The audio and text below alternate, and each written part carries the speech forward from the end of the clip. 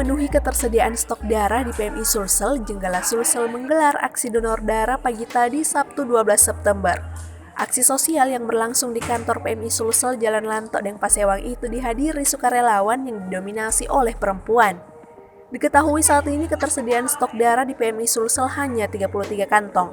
Hal itu berdasarkan data dari PMI Sulsel per 11 September 2020. Sedangkan permintaan masyarakat cukup tinggi setiap bulannya, yakni bisa mencapai 3.000 hingga 5.000 kantong per bulan. Kenapa sama dengan foto Rahmansyah mengaku ketersediaan stok darah di PMI Sulsel didominasi oleh golongan darah O dan B. Sementara untuk golongan darah A dan AB masih kosong.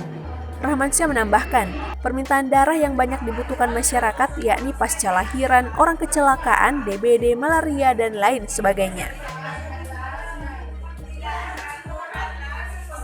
Yang tersedia sekarang ini memang sangat bervariasi. Ya. Di bulan Agustus sampai September ini, alhamdulillah UPD PMI Sulawesi Selatan dari darah yang tersedia sangat memungkinkan, tapi itu sangat kurang kalau dilihat kebutuhan darah yang kurang lebih sekitar 3.000 sampai 5.000 kantong darah per bulan. Sementara Ketua Panitia Pelaksana Kegiatan Donor Darah Nur Asia Samahudin mengatakan antusias warga cukup tinggi, terbukti dengan tercapainya target awal Jenggala Sulsel yakni 50 orang. Hanya sebanding ya kalau saya lihat ini, sebanding ya banyak perempuan ya? Oh banyak perempuan.